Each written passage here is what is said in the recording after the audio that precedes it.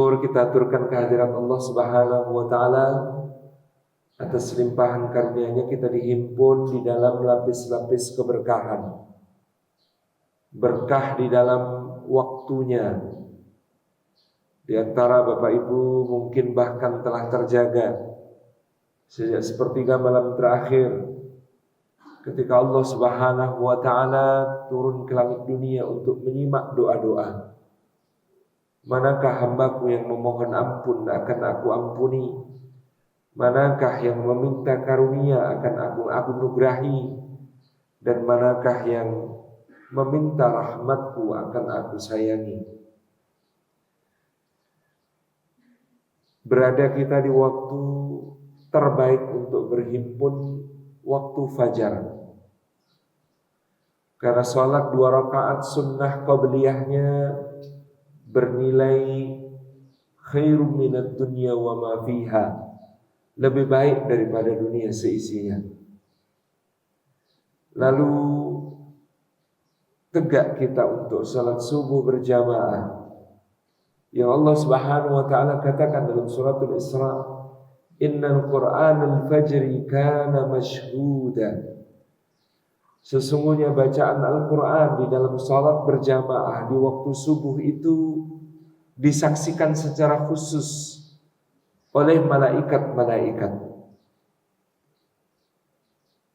Para mufassir menukil riwayat Nabi SAW menyatakan pada waktu subuh itu berhimpun malaikat malam yang mengakhiri tugasnya dan malaikat siang yang memulai tugasnya, dan mereka menyaksikan orang-orang yang melaksanakan sholat subuh berjamaah. Dan sholat subuh berjamaah itu disebut oleh Nabi SAW senilai dengan qiyamul lail semalam penuh. Sebagaimana sholat isya berjamaah dinilai oleh Allah seperti qiyamul lail separuh malam. Maka Imam Ibnu Rajab Al-Hambali dalam Lataiful Ma'arif ketika menjelaskan keutamaan Lailatul Qadar, beliau mengatakan batas minimal meraih keutamaan Lailatul Qadar itu sholat isya'nya berjamaah, sholat subuhnya berjamaah.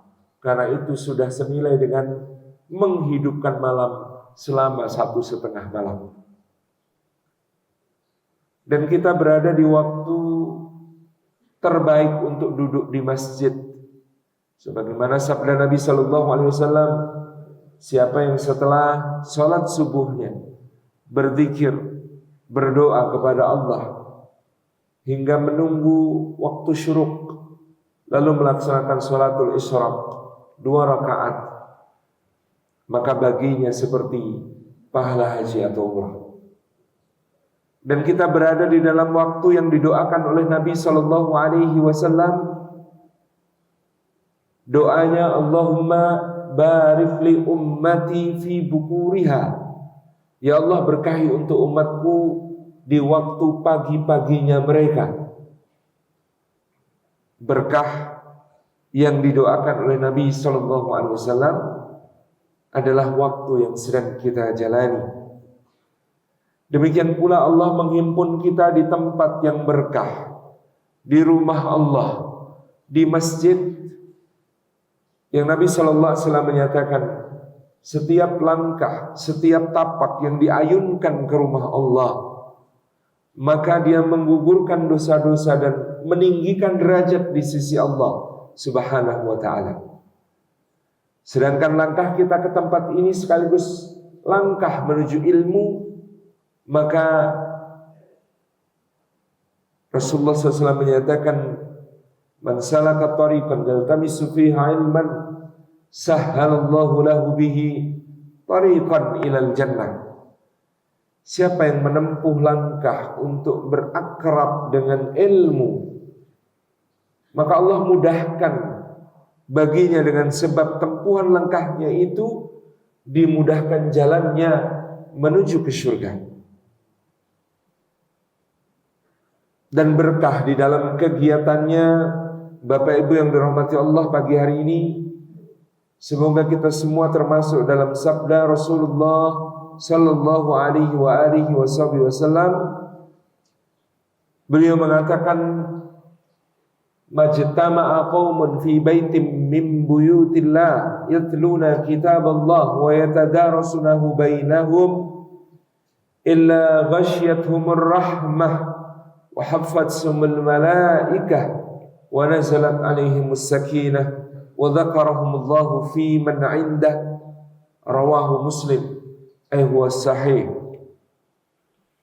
Tidak berhimpun satu kaum di satu rumah di antara rumah-rumah Allah, di dalamnya mereka membaca kitab Allah dan mengkaji isinya di antara mereka, melainkan keadaan mereka itu dicurah-curahi rahmat Allah, dinaungi sayap-sayap malaikat, diturunkan sakinah ketentraman ke dalam hatinya, dan disebut-sebut namanya dengan bangga pada makhluk-makhluk mulia yang ada di sisinya.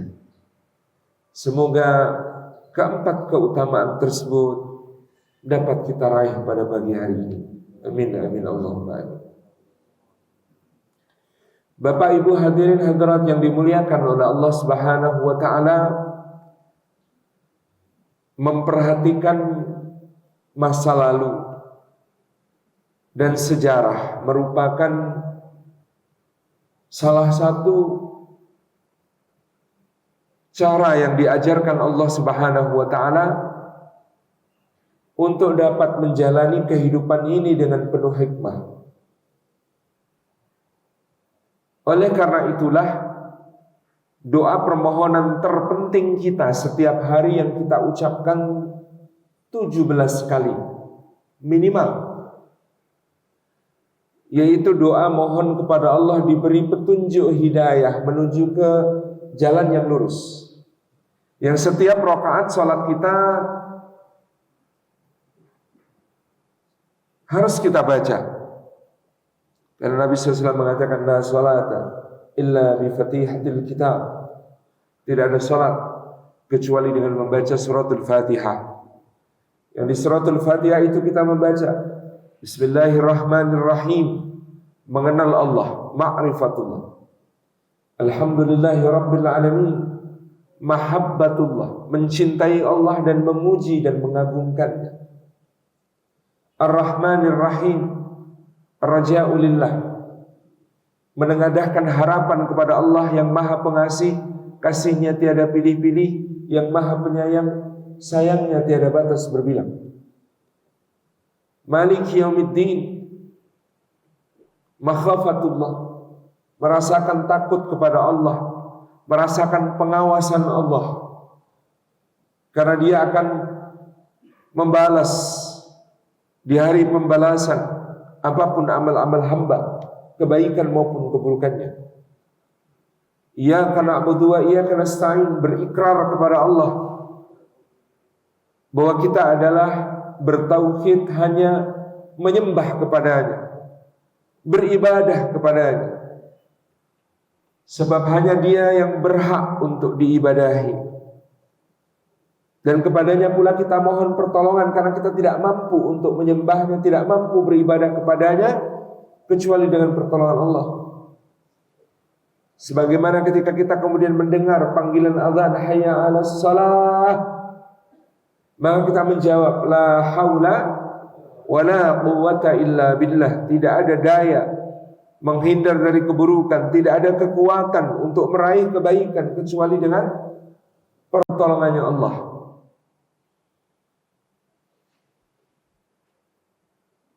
Kita meminta pertolongan kepada Allah untuk mampu beribadah kepada Allah, dan itulah sebaik-baik mohon pertolongan.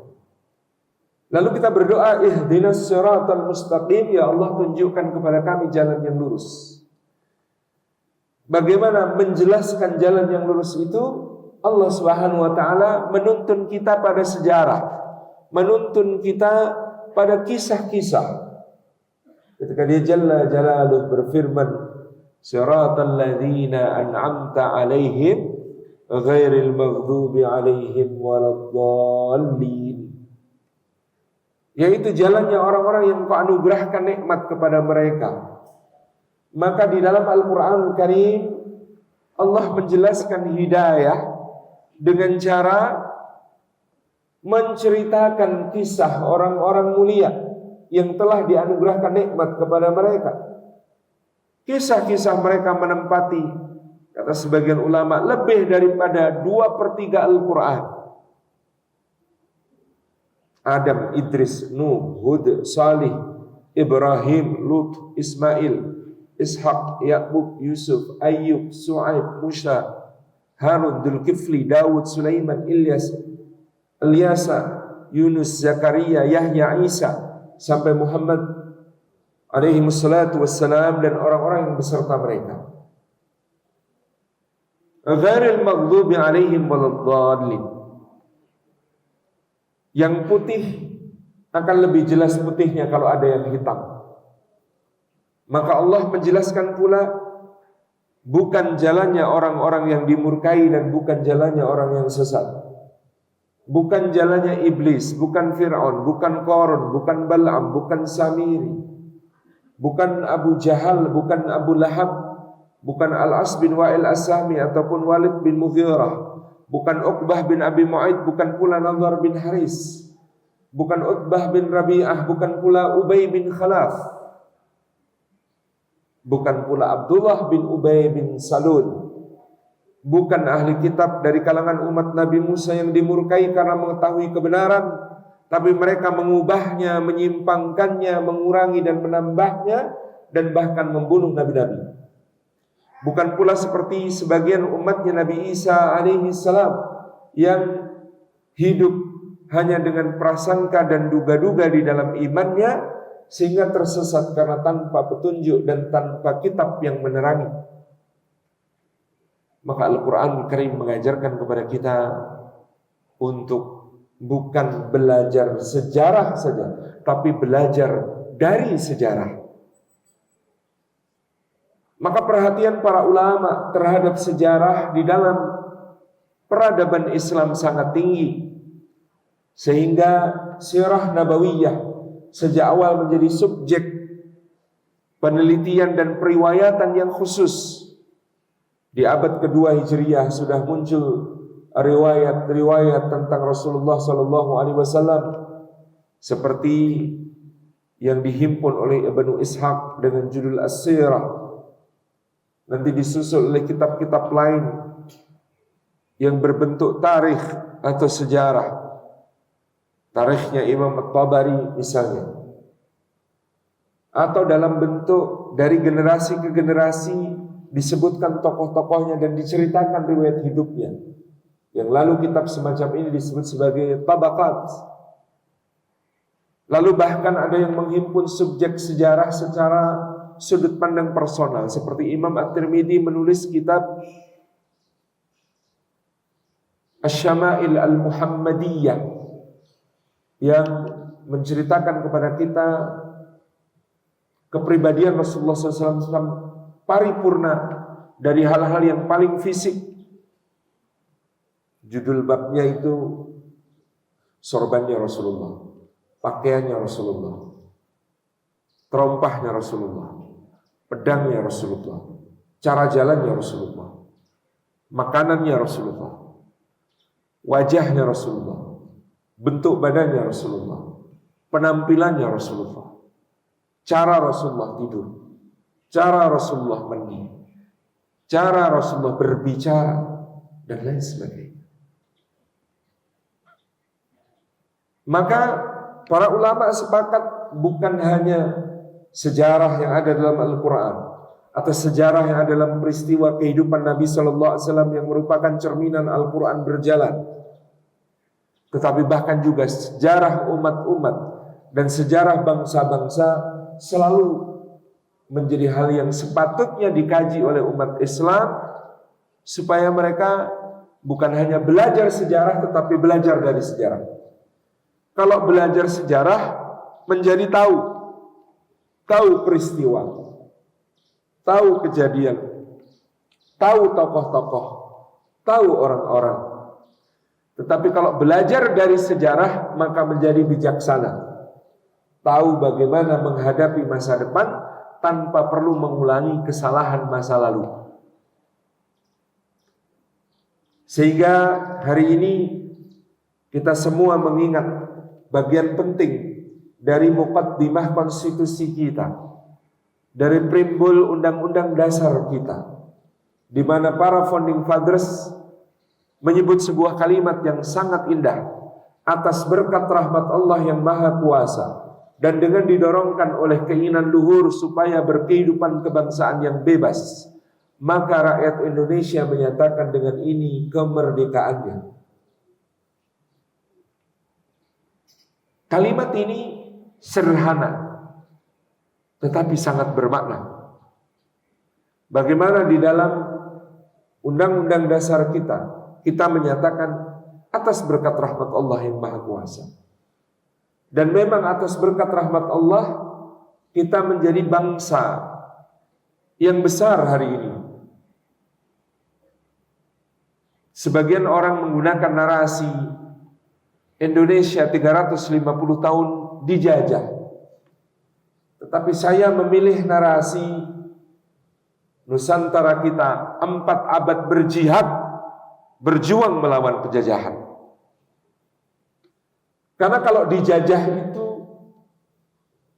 dampaknya seharusnya seperti benua Amerika atau benua Australia. Di benua Amerika sebelum kedatangan Christopher Columbus, sebelum Hernando Cortés, sebelum Francisco Pizarro, sebelum Amerigo Vespucci datang ke benua itu, diperkirakan oleh para sejarawan sepanjang benua Amerika dari selatan ke utara ada antara 50 sampai 110 juta penduduk asli Amerika yang secara salah kaprah disebut Indian.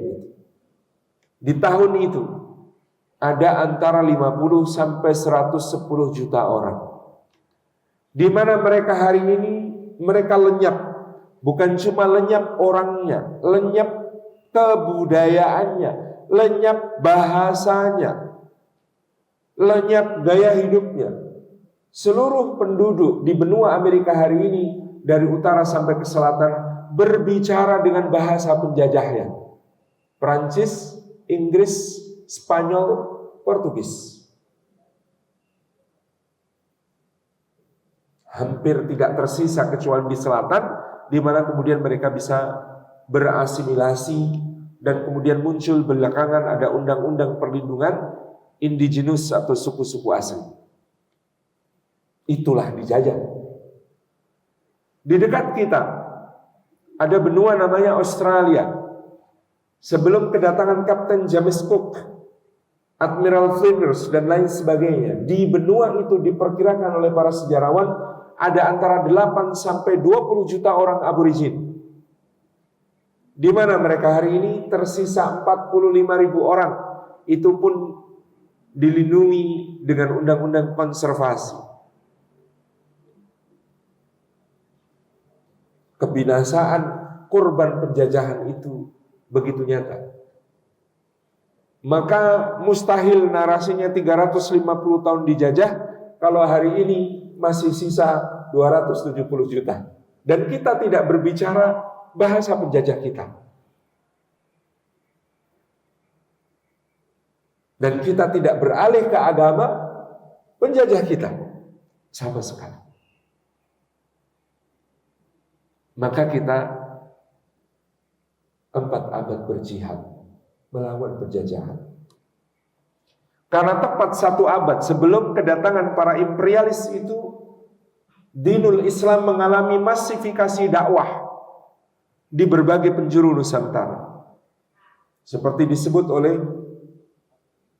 pengelana Portugis yang bernama Tom Pires, Sunan Giri, salah satu dari Wali Songo, dia sebut sebagai pausnya Nusantara. Karena tidak ada raja-raja Nusantara kecuali merupakan murid beliau.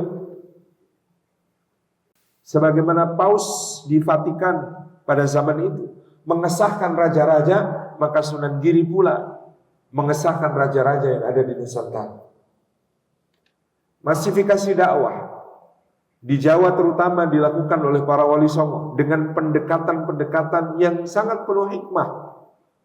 Maulana Malik Ibrahim yang membangun persawahan, saluran irigasi dan bendungan, lalu menjawab persoalan krisis pangan kerajaan Majapahit.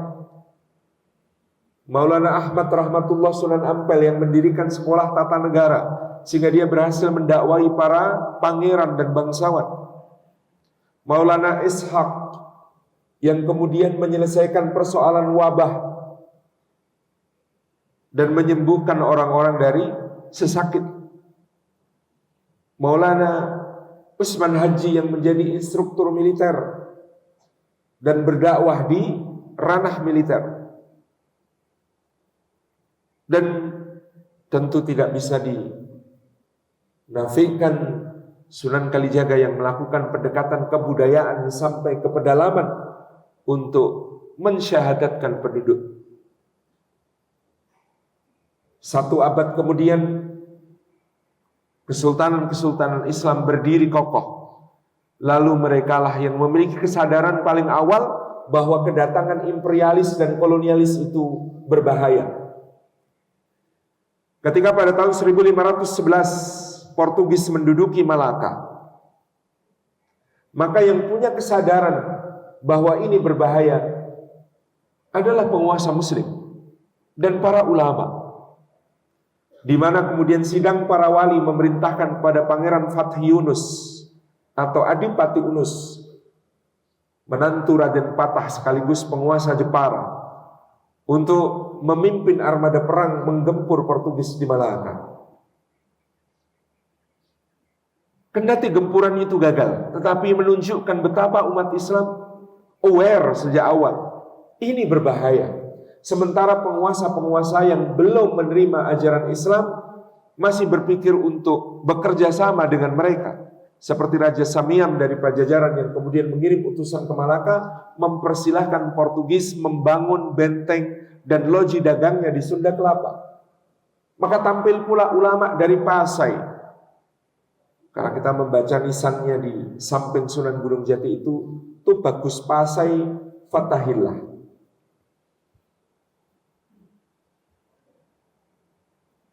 Fatahillah memimpin armada gabungan Demak, Banten, Cirebon, mencegah Portugis bisa menancapkan kukunya di Jawa dan merubah Sunda Kelapa menjadi Jayakarta yang kita kenal hari ini. Dan Islam dicatat oleh Hamka dalam sejarah umat Islam membuktikan sebagai pengikat persatuan yang melampaui batas-batas geografi dan politik. Pada saat Pangeran Fathi Yunus melakukan gempuran ke Malaka, yang bergabung ke dalam armada beliau bukan hanya kapal-kapal milik Demak, tapi juga milik Tuban, milik Gresik, milik Bugis, milik Makassar, milik Banjar, milik Jambi, milik Palembang, milik Cirebon, milik Banten, dan bahkan Angkatan Laut Aceh. Semuanya bahu-membahu untuk menggempur imperialis Portugis di Malaka. Jadi Islam sejak awal adalah perekat yang luar biasa, sekaligus ruh jihad yang luar biasa, yang selama 4 abad kemudian tidak pernah berhenti muncul, tumbuh.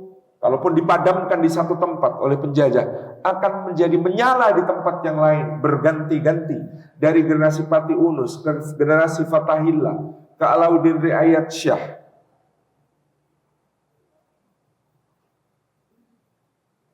ke Babullah Datu Syah di Ternate, ke Sultan Agung Hanyokrokusumo di Mataram, Iskandar Muda di Aceh, Hasanuddin di Goa Tallu, Sultan Agung Tirtayasa di Banten. Terus berganti-ganti dari waktu ke waktu, tidak pernah padam jihad itu di Nusantara kita, sehingga tanah ini atas berkat rahmat Allah diberkahi dengan siraman darah syuhada.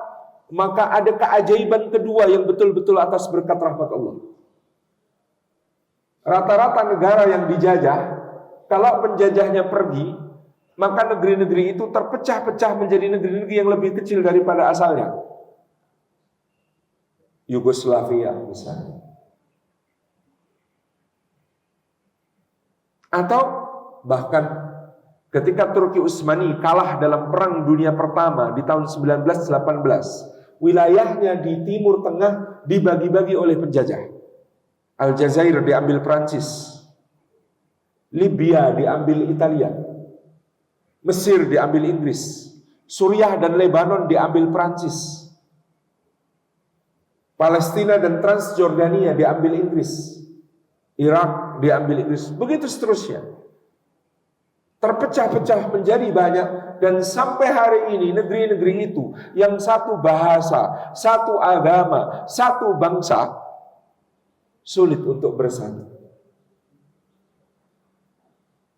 Tapi bangsa Indonesia itu atas berkat rahmat Allah, 77 kesultanan, ratusan pemerintahan kecil-kecil berdaulat. Begitu diproklamasikan kemerdekaan, semua sepakat menjadi satu Indonesia yang kita kenal hari ini.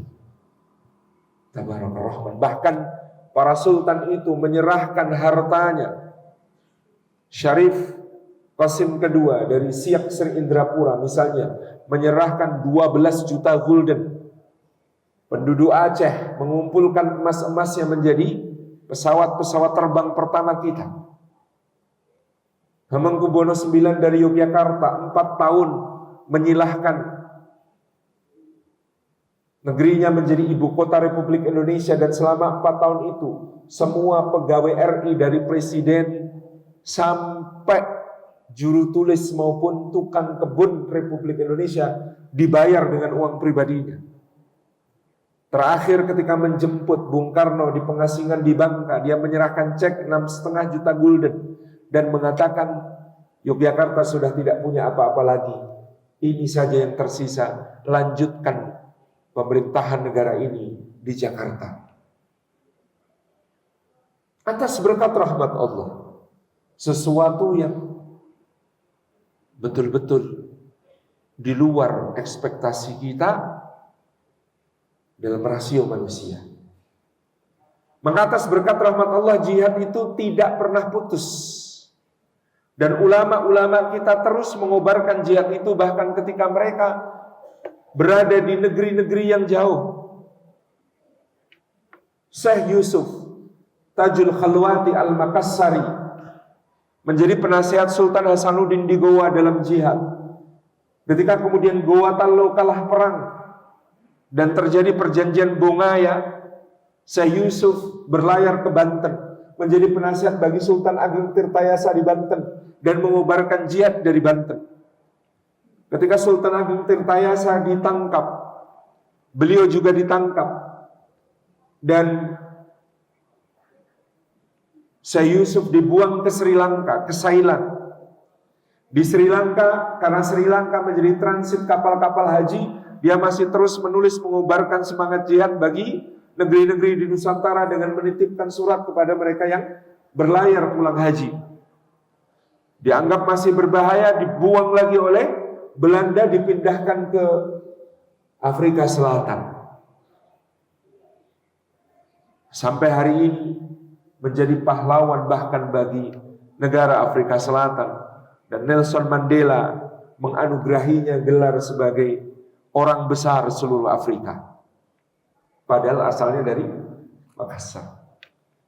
Seperti itu kiprah ulama kita. Pada tahun 1772 ada sebuah surat, tepatnya 3 buah surat yang menggemparkan Pulau Jawa. Surat ini ditulis oleh orang bernama Abdus Somad Al-Falimbani, Imam Masjidil Haram yang berasal dari negeri Palembang, Darussalam. Syekh Abdus Somad Al-Falimbani menulis surat yang ditujukan kepada 3 penguasa Jawa pada masa itu. Sri Sultan Hamengkubuwono I di Yogyakarta yang pernah mengguncang VOC dengan perang 9 tahun 1746 sampai 1755. Sri Susunan Pakubuwono III di Surakarta, dan Pangeran Miji Mangkunegoro pertama yang juga adalah menantu Sri Sultan Hamengkubuwono pertama dan membantunya dalam jihad melawan VOC itu.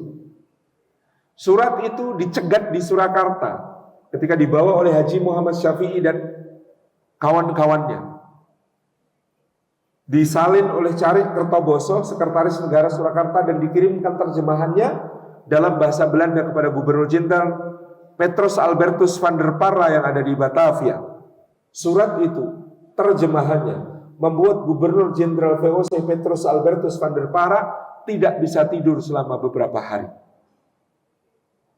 Surat Syekh Abdul Somad Al-Falimbani itu antara lain berbunyi, kabar-kabar tentang Paduka telah sampai kepada kami bersinar bagai permata. Tetapkanlah hati, Paduka akan beruntung jika Paduka bekerja dan berjuang semata karena takwa kepada Allah. Jangan takut akan kemalangan dan jauhilah segala perbuatan keji. Jika orang melakukan yang demikian, dia akan temukan langit tanpa awan dan bumi tanpa kotoran.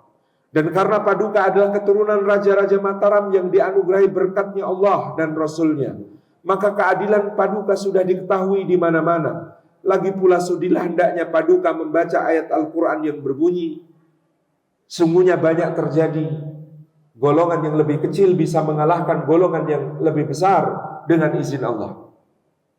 Lagi pula hendaknya Paduka mempertimbangkan bahwa dalam Al-Quran tertulis ayat yang menyatakan, bila seseorang mati dalam perang Sabil, janganlah katakan dia mati.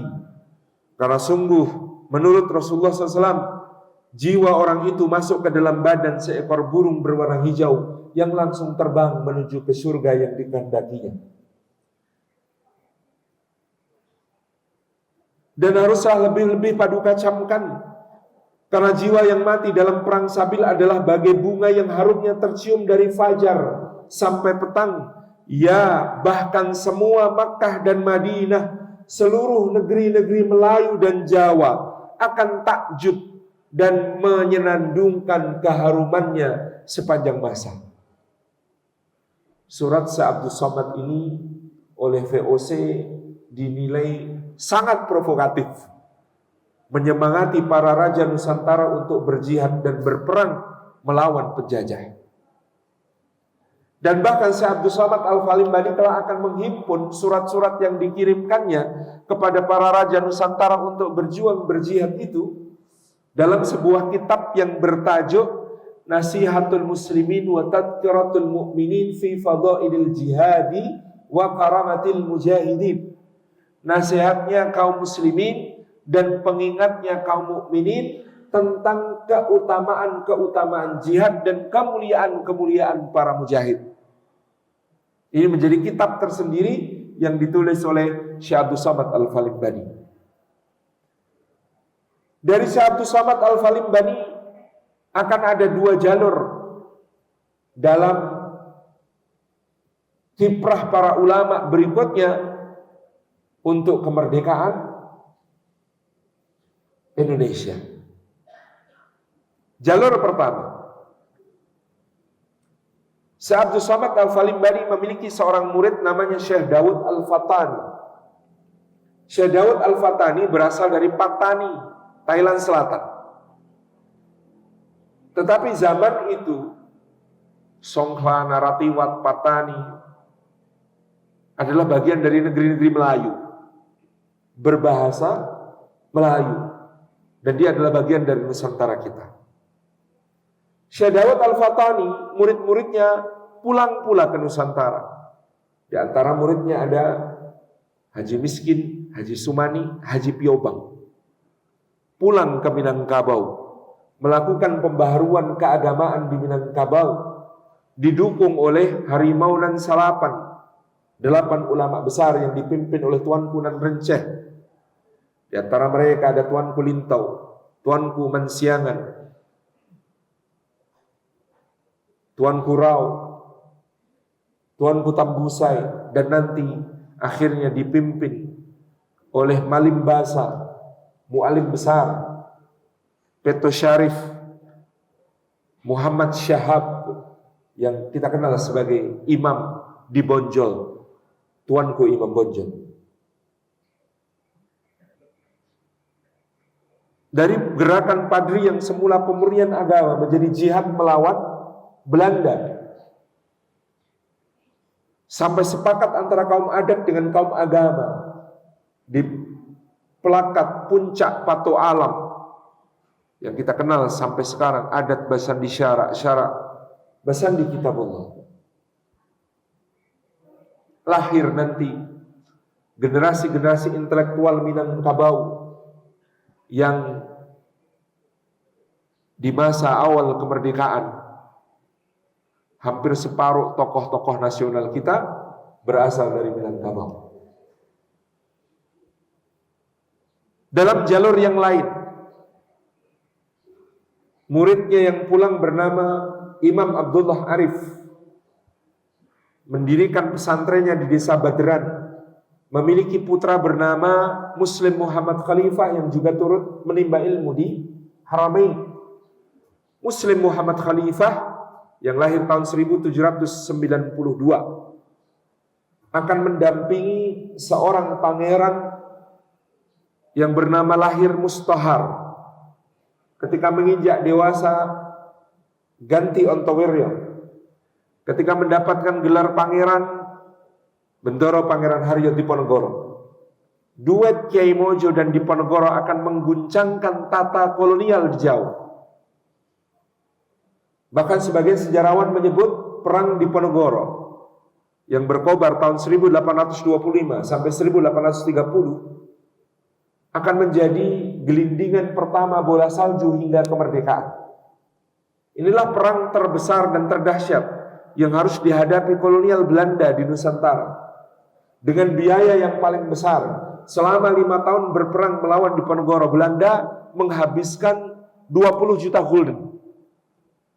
Untuk memberi gambaran seberapa besar 20 juta gulden itu, pendapatan kerajaan Belanda dari seluruh wilayah jajahannya di Nusantara, di Formosa, di Sri Lanka, di Afrika Selatan, di Suriname dan Amerika Latin. Semua wilayah jajahan pendapatannya digabungkan jadi satu, maka setiap tahun kerajaan Belanda menerima 2 juta gulden. Itu artinya untuk 5 tahun berperang melawan Diponegoro, Belanda menghabiskan pendapatan 10 tahun dari seluruh wilayah jajahannya.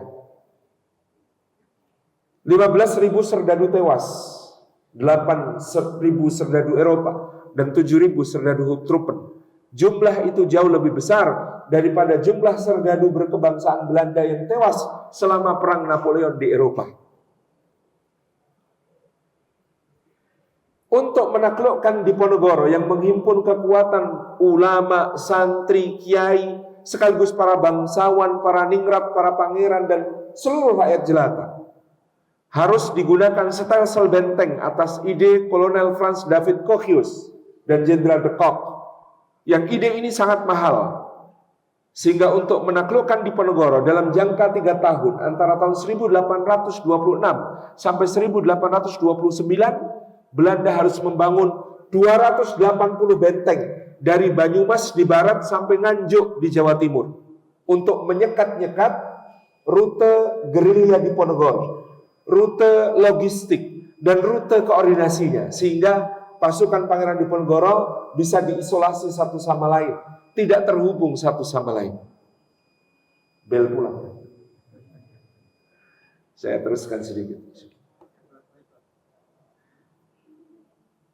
Ini menghabiskan anggaran kerajaan Belanda sehingga kerajaan Belanda bangkrut pada tahun 1830. Dan akibat kebangkrutan kerajaan Belanda ini, dia tidak berhasil mempertahankan wilayah selatan Belanda yang berbahasa Prancis, yang kemudian memerdekakan diri dengan nama Belgia. Menurut Profesor Peter Carey dalam buku Kuasa Ramalan, Belgia berutang budi kepada Pangeran Diponegoro untuk kemerdekaannya. Saking dahsyatnya perang itu. Maka untuk menaklukkan Diponegoro perlu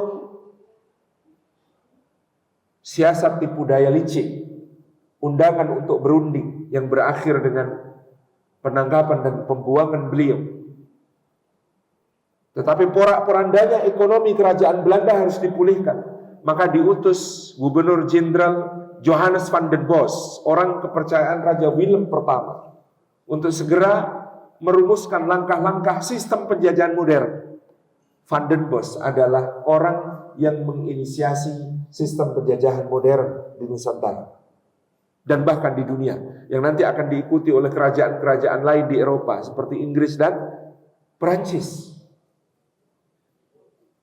Apa itu sistem penjajahan modern? Kalau dulu jajah tradisional itu direbut wilayahnya, dimonopoli hak dagangnya, ditarik pajaknya, dikerahkan tenaganya, diambil hasil buminya, itu penjajahan tradisional. Van den Bosch punya cara. Dia memetakan seluruh lahan-lahan yang dikuasai Belanda di Jawa dan Sumatera. Lalu didata komoditas apa yang cocok ditanam di situ. Lalu dipaksa seluruh rakyat untuk menanam komoditas yang harganya nilainya tinggi di Eropa. Maka di sini tebu, di sini kopi, di sini teh, di sini vanili, di sini cengkeh, di sini lada dan lain sebagainya. Dipaksa rakyat untuk menanam itu. Pulih ekonomi Belanda karena tanam paksa, sehingga tercatat dalam sejarah dalam 40 tahun pertama tanam paksa 1830 sampai 1870, kerajaan Belanda mendapatkan devisa dari tanam paksa senilai 870 juta gulden. Sehingga kerajaan Belanda pada saat itu menjadi negara terkaya di Eropa dalam sisi cadangan devisa. 870 juta gulden dari tanam paksa. Maka lahirlah di Belanda politik oposisi yang menghendaki investigasi apa yang terjadi di Nusantara dengan tanam paksa. Meskipun pemerintah selalu mengatakan kita sebagai distributor saja kaya, apalagi produsennya, yaitu rakyat Nusantara. Tentu ini dusta, karena kesengsaraan rakyat di Jawa dan Sumatera pada tahun-tahun tanam paksa itu tidak terbayangkan. Maka muncul karya sastra sampai laporan jurnalistik, misalnya yang berjudul Max Havelaar, karya Multatuli, menggugat pelaksanaan tanam paksa. Lahirlah kemudian apa yang disebut politik etis. Tuntutan kaum oposisi agar pemerintah Belanda berterima kasih kepada penduduk pribumi Nusantara dengan menyediakan untuk mereka fasilitas pendidikan dan fasilitas kesehatan. Sehingga kemudian berdirilah tentu dengan setengah hati beberapa sekolah yang diperuntukkan bagi para ningrat dan bangsawan. Salah satunya Stovia, sekolah tinggi kedokteran untuk pribumi yang ada di Batavia. Di Stovia itulah kemudian lahir generasi kebangkitan nasional dan pergerakan kemerdekaan. Dari Wahidin Sudirohusodo yang kalem sampai Cipto Mangunkusumo yang radikal.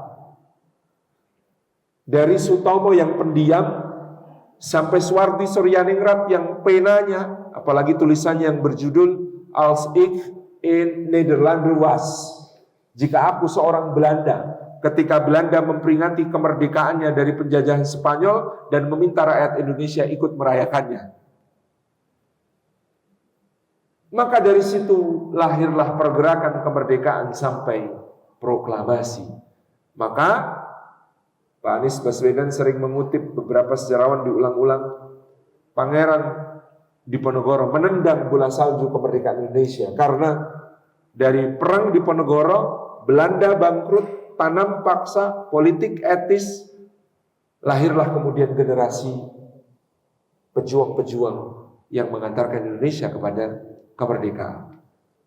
Dan Diponegoro dalam perangnya yang dalam babat dia sebut Perang Sabil Amangun Luhuripun Agami Islam ing Tanah Jawi, perang Sabil untuk membangun keluhuran agama Islam di Tanah Jawa, didampingi oleh ulama-ulama seperti Kiai Mojo, Kiai Guru Kasongan.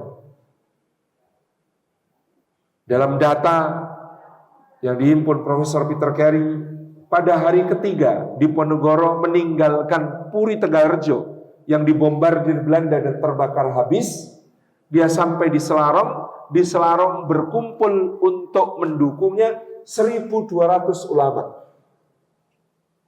1.200 ulama itu ada yang levelnya kiai ageng, ada yang kiai guru, ada yang kiai desa, ada yang kiai, ada yang syekh, dan ada yang haji. 1.200 orang datang beserta santri-santrinya, murid-muridnya, bergabung. Dan 2 hari kemudian Pangeran Mangkubumi, paman beliau, memimpin rombongan para pangeran beserta seluruh anak buah mereka. Pangeran-pangeran itu tidak digaji uang, tetapi digaji dengan lungguh atau tanah jabatan. Nah, tiap tanah jabatan pangeran itu nilainya beda-beda. Bisa 300 cacah, 500 cacah, 200 cacah, 50 cacah. Kata cacah dalam tradisi kerajaan Mataram feodal pada masa itu menunjukkan berapa orang yang bisa dikerahkan untuk berperang. Jadi ada pangeran membawa 200 pemuda yang siap perang. Ada yang bawa 50, ada yang bawa 100 dan lain sebagainya. Bergabung, berhimpun dengan Pangeran Diponegoro. Tadi kita mengatakan Syekh Abdus Somad Al-Falimbani punya jalur lain di dalam perannya hingga kemerdekaan Indonesia. Jalur itu adalah dari Syekh Abdus Somad Al-Falimbani, seperti kita sebutkan ada Syekh Daud Al-Fatani, kemudian sampai kepada Syekh Muhammad Nawawi Al-Bantani dan Syekh Mahfud At-Tarmasi, sampai kemudian kepada Syekh Ahmad Khatib Al-Minangkabawi. Berganti-ganti turun-temurun para ulama Nusantara menjadi imam Masjidil Haram. Dan Syekh Ahmad Khatib Al-Minangkabawi memiliki murid-murid dari Nusantara yang kemudian akan sangat menentukan pergerakan kemerdekaan. Misalnya, yang pertama namanya Muhammad Darwis dari Kauman Yogyakarta. Rajin di dalam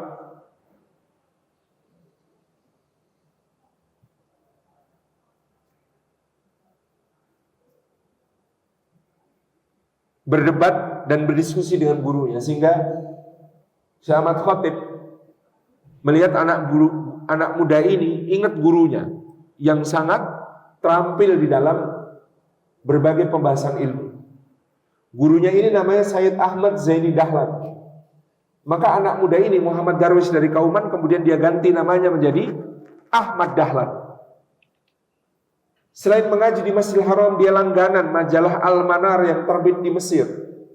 Diasuh oleh Sayyid Muhammad Rashid Ridha, murid dari Sayyid Muhammad Abduh. Pulang ke Kauman Yogyakarta, Ahmad Dahlan mengajar berbagai pengajian di kampung-kampung di Yogyakarta. Nama pengajiannya disesuaikan dengan nama surat yang sedang dia bahas tafsirnya. Maka kalau di Wiro Brajan, nama pengajiannya Wal Asri. Di pengajian Wal Asri itu sampai sekarang masih kita bisa telusuri jejaknya.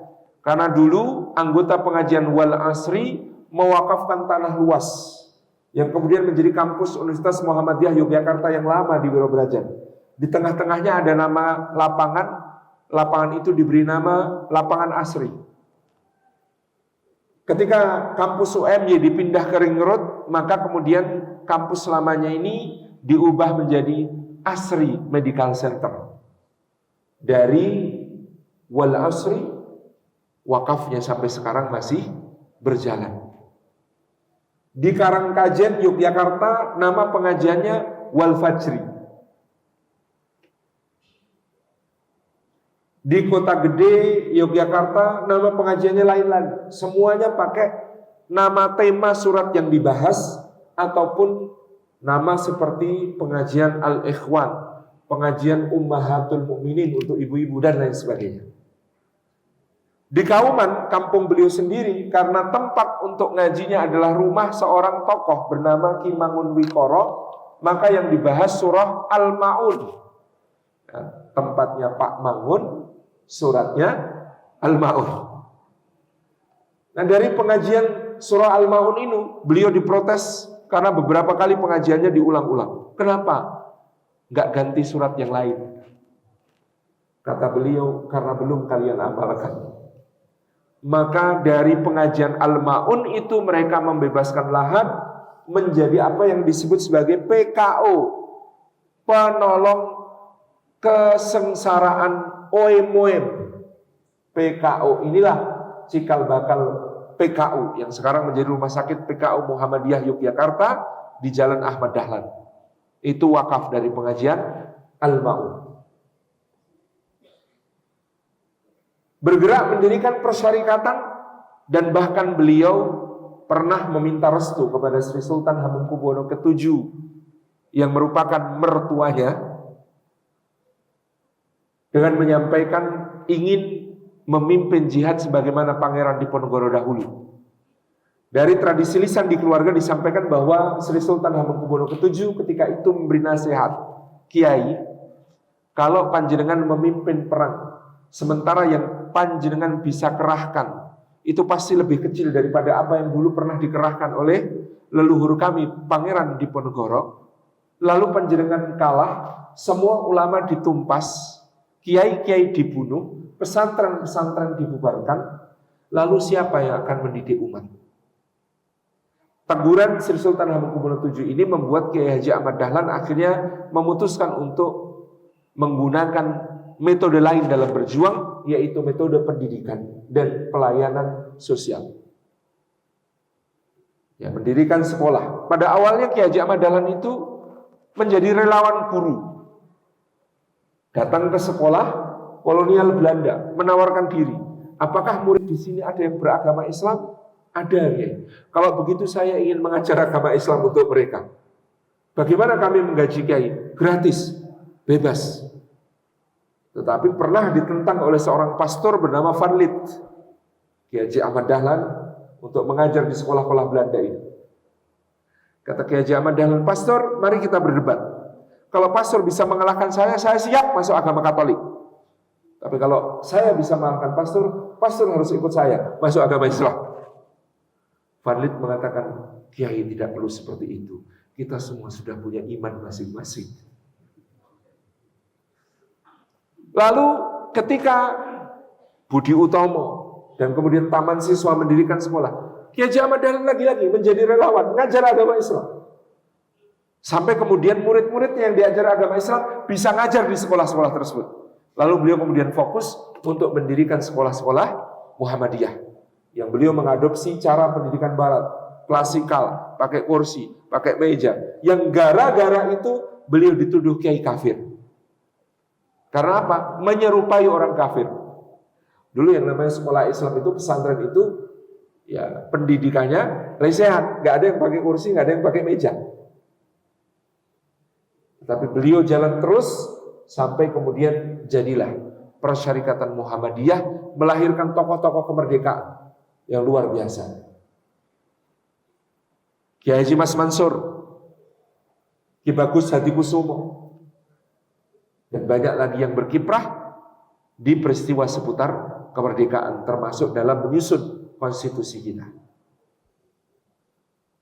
Murid berikutnya yang kita sebut, ada yang namanya Haji Rasul, Haji Abdul Karim Amrullah, HK. HK adalah bapaknya Hamka. Jadi Hamka itu Haji Abdul Malik bin Abdul Karim Amrullah. Nah, ini bapaknya. HK pulang ke Sumatera, mendirikan Sumatera Tawalib, mendidik generasi muda Minangkabau dan bahkan seluruh Sumatera untuk menjadi dai-dai militan agama Islam pada saat itu. Dari Sumatera Tawalib nanti lahir banyak sekali tokoh yang akan berperan dalam kemerdekaan kita. Murid berikutnya yang kita sebut adalah Muhammad Hashim Asy'ari dari Jombang. Beliau tekun mengkaji hadis dari Syekh Mahfud Termas dan tekun mengkaji berbagai ilmu dari Syekh Ahmad Khatib Al-Minangkabawi. Pulang ke Nusantara mendirikan pengajian Shahihul Bukhari. Jadi sejak seabad sebelumnya, selesainya perang Diponegoro, membuat pesantren-pesantren itu kurikulumnya dipangkas oleh Belanda. Kalau ngajar fikih maksimal sampai fikih sholat, nggak boleh lebih. fikih zakat nggak boleh diajarkan. Apalagi fikih haji, fikih umroh, dan fikih jihad, jelas tidak diajarkan. Makanya pengajian di pesantren itu toharoh sholat, toharoh sholat. Kalau sudah sholat balik lagi ke toharoh lagi. Begitu secara fikih.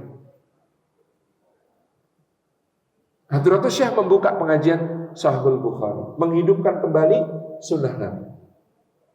Ketika pada tahun 1830-an ulama-ulama banyak dibuang, termasuk Kiai Mojo yang kita ceritakan dibuang ke Tondano di Minahasa. Dan pada waktu perang di Ponorogo itu terlihat politik belah bambu sudah dijalankan. Kalau bangsawan yang kemudian menyerah, misalnya Sentot Alibasah Prawodirjo, maka dia dapat banyak konsesi. Tetap punya 1000 anak buah, dikasih seragam, dikasih gaji, dikasih senjata. Kemudian dibawa ke Minangkabau untuk memerangi orang Padri. Tetapi Sentot kemudian menolak keras untuk berperang dengan orang yang berteriak Allahu Akbar. Sehingga Sentot dibuang ke Bengkulu di barat Sumatera. Tapi kalau Kiai Mojo, nah ini bedanya misalnya, di Ponorogo ditahan di Fathahilah, di Museum Fathahilah, gedung Stadwis Jakarta itu beliau di lantai 2 di Ponorogo. Ada kamar yang cukup layak. Tapi ketika Kiai Mojo ditahannya di penjara bawah tanah 4 bulan tidak melihat matahari. Jadi kalau dulu ini diasaskan oleh De Kock dan Menteri Negeri Jajahan Ilaut, itu rekomendasinya kalau bangsawan tawari konsesi. Tapi kalau ulama penjarakan, siksa sekeras-kerasnya. Itu yang dilakukan pada zaman tersebut. Nah, kembali kepada Syekh Hasyim Asy'ari, kemudian mendirikan Nahdlatul Ulama. Nahdlatul Ulama berkembang, lalu kemudian sempat terjadi gesekan-gesekan dengan kaum modernis seperti Muhammadiyah, Persis dan lain sebagainya. Sehingga Hadratus Syekh Hasyim Asy'ari menginisiasi apa yang disebut MIAI, Majelis Islam A'la Indonesia, menaungi semua ormas, menaungi semua pergerakan dan ormas Islam pada saat itu. Dari MIAI lahirlah Masyumi, Majelis Syura Muslimin Indonesia, dan Kiai Haji Hasyim Asy'ari menjadi Rais Akbar di Masyumi pada zaman itu. Dan perannya begitu luar biasa, selain menyebarkan murid-muridnya untuk membangkitkan umat di berbagai wilayah. Pada masa pendudukan Jepang, beliau memfatwakan haramnya seikiri, menghadap matahari terbit dengan posisi rukuk untuk menghormati Tennohika, kaisar Jepang pada saat itu. Beliau mengatakan itu termasuk kesyirikan, sehingga beliau ditangkap oleh penjajah Jepang. Pada 25 Oktober 1945, ketika pasukan sekutu menduduki Surabaya, maka Hadratus Syekh menfatwakan resolusi jihad. Semua muslim yang kuat membawa senjata dalam jarak yang belum membolehkan qasar salat menurut madhab Syafi'i, wajib ain hukumnya untuk berjihad melawan penjajah, membela kemerdekaan. Ini fatwa Hadratus Syekh. Maka berduyun-duyun orang datang ke Surabaya untuk berjihad bersama Bung Tomo dan kawan-kawan yang berpidato di radio Surabaya dengan pekik takbir Allahu Akbar. Dan pertempuran antara 25 Oktober sampai 10 November 1945 yang menjadi Hari Pahlawan itu, salah satu capaiannya yang membuat Inggris shock adalah dalam 1 minggu ada 2 jenderal Inggris tewas di peperangan itu. A.W.S. Malaby dan Guy Luder Simmons, 2 jenderal tewas dalam jangka seminggu di Surabaya. Itu tidak terjadi selama Perang Dunia Kedua, baik di medan Eropa maupun medan Pasifik. Gak ada ceritanya seminggu kok kehilangan 2 jenderal, hanya di Surabaya. Dan takbirnya Bung Tomo dan kawan-kawan membuat keder serdadu British India Muslim yang kemudian desersi, tidak mau ikut berperang. Desersi itu dipimpin oleh Ziaul Haq yang di tahun 1980-an akan menjadi Presiden Republik Islam Pakistan. Fatwa resolusi jihad itu disusul dengan Kongres Umat Islam di Yogyakarta yang kemudian melahirkan tajuk di kedaulatan rakyat berbunyi 60 miliun kaum muslimin siap berjihad mempertahankan kemerdekaan. Berdasarkan fatwa-fatwa para ulama termasuk Indonesia. Ini peran luar biasa beliau dalam kemerdekaan. Satu nama lagi yang bisa disebut murid Syekh Ahmad Khatib Al-Minangkabawi adalah Umar Said. Umar Said ini seorang wedono di Klenco, Madiun. Kakeknya adalah Bupati Ponorogo. Kakek buyutnya adalah Kiai Ageng Hasan Besari, pembesar pesantren Tegal Sari, Ponorogo. Umar Said nekat berangkat haji, padahal dia tidak bisa bahasa Arab. Dan untuk berangkat haji, karena dia adalah pegawai pemerintah Hindia Belanda, dia harus keluar dari dinas. Karena Stadsblad 1902, undang-undangnya Belanda, melarang semua raja-raja, pangeran-pangeran, menak-menak, bangsawan-bangsawan Jawa dan Sunda, juga para pejabat amtenar, pejabat-pejabat pemerintah kerajaan Belanda, semuanya dilarang naik haji. Gara-gara ingin naik haji, dia ramai sama mertuanya sampai harus mengembalikan istrinya ke rumah mertua, yaitu Bu Suharsikin. Dan Umar Said nekat menumpang kapal menuju Jeddah. Di Jeddah dia bertemu dengan penerjemah di konsulat jenderal Belanda di Jeddah. Nama penerjemah ini Mashhudul Haq. Mashhudul Haq ini keponakan Syekh Ahmad Khatib Al-Minangkabawi. Maka dengan Mashhudul Haq dia minta untuk disambungkan dengan Syekh Ahmad Khatib belajar Islam dengan penerjemahan oleh Mashhudul Haq. Mashhudul Haq ini 2 tahun setelah Umar Said pulang haji akan menyusul, dan Mashhudul Haq ini di Nusantara akan dikenal sebagai Haji Agus Salim. Umar Said ini pulang mendarat di Semarang, disambut oleh Haji Samanhudi dari Surakarta yang mengatakan, "Dek, Sarekat Dagang Islam ini telah menjadi sarekat Islam, sebuah perjuangan bagi umat untuk kita semua.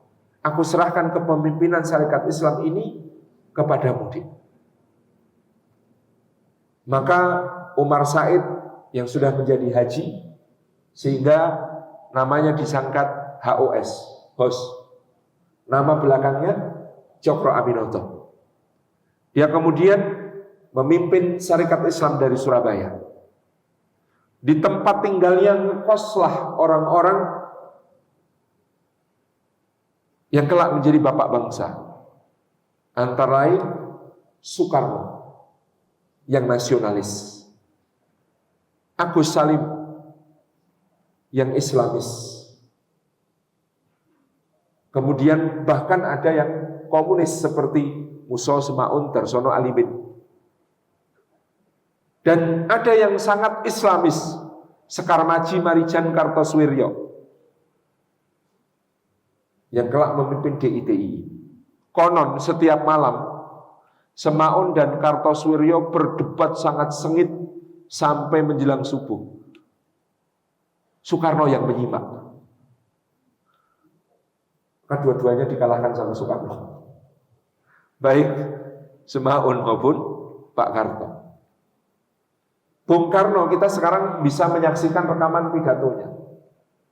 Bung Karno mengakui kemampuan pidato beliau itu tidak ada 1/4 atau 1/5-nya Pak Cokro. Maka kita bisa membayangkan seperti apa pidatonya Pak Cokro.